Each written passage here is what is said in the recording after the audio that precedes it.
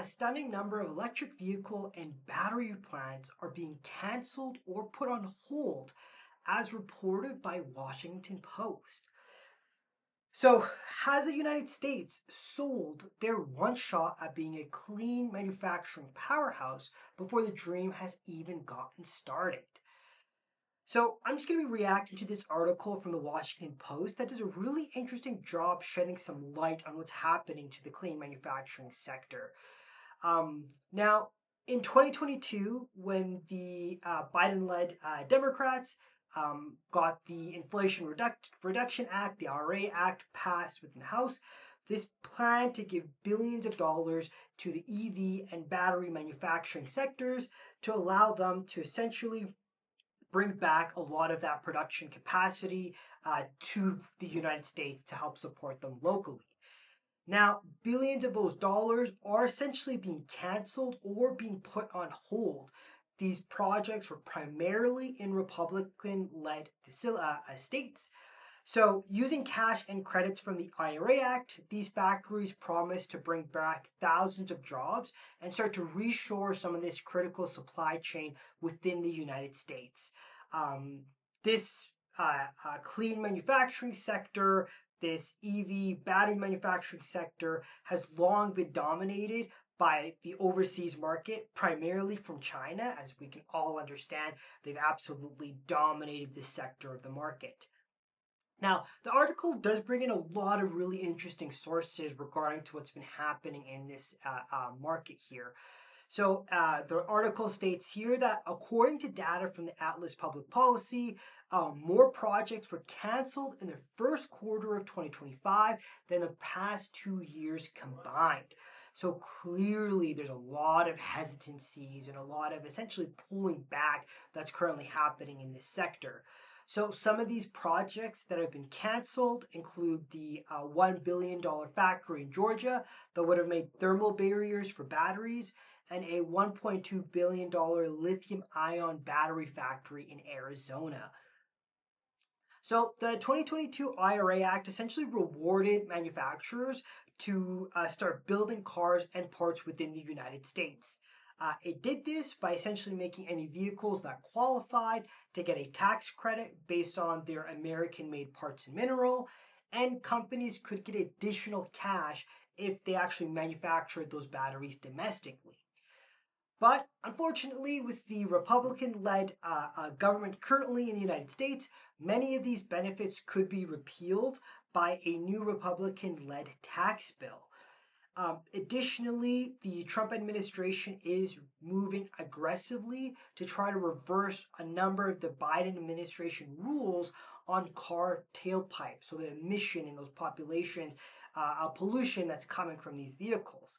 So a recent report from Princeton University said that those two changes alone could actually cut EV sales by up to 40% by 2030. So putting a massive blow to this potential emerging market. So companies that have invested in manufacturing American EV parts are now essentially pulling back or canceling projects, and they're actually looking to shift some of these manufacturing plants to other countries like Canada, Mexico, and China. So in this report, it mentions that, of course, China's EV adoption right now is at about a 50% market penetration. This is much higher compared to Europe and North America, which is still roughly at 10 to 15%.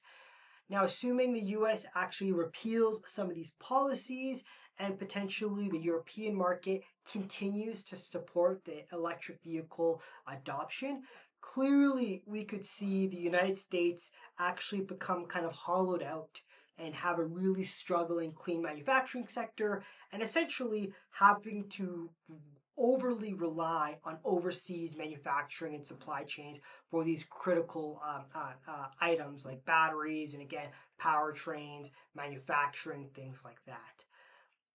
So a really great sentiment to kind of highlight the current sentiment on in Washington regarding this is a quote by the Heritage Foundation and their director of Center for for Energy, Climate, and Environment.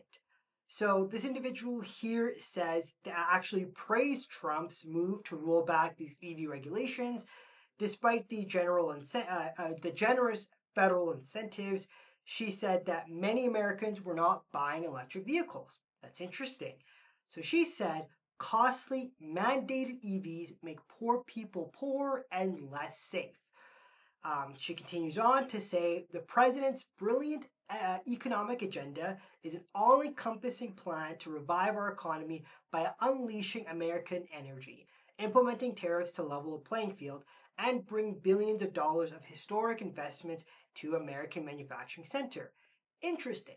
So the tariff agenda has a plan to bring back this manufacturing, but clearly there's no support and no love being given to the clean manufacturing sector that can actually support American manufacturing long term, well after gasoline vehicles have been phased out. So clearly, their approach is clean manufacturing investment isn't required at all. There's no support needed to that. So you can go ahead and huff and breathe in your beautiful gas-powered trucks. There's no issues and no problems with that, and we're going to gladly continue to do that in the future. So before all these closures and stalls in manufacturing plants were announced, in 2024, a report came out stating that the United States was actually on track to producing almost all of the batteries the country needed for their electric cars and trucks by 2030. In that same report, they mentioned that a lagging demand and a lagging support could actually result in them having a reduced capacity to support this aspect. So clearly, a lack of manufacturing support currently being provided by this administration is going to result in a lagging support for these manufacturing plants to be built, resulting in clearly an underserving of their capacity. So of course, as EV adoption continues to grow, even if it is at this continued 10 to 15% over the next couple of years, there's clearly not going to be support enough in-house at the United States to support this demand. So they're going to have to rely on overseas markets like China to support this. So I find it really interesting right now where this administration is really pushing on having to bring back manufacturing to the United States, and the Biden-led Democrats essentially already started this initiative with the Inflation Reduction Act, and be it, pettiness, not one side can't agree to the other, this whole plan of bringing back manufacturing to the United States regarding clean manufacturing isn't going to happen at all. It's going to be stalled or happen at a much slower pace than intended.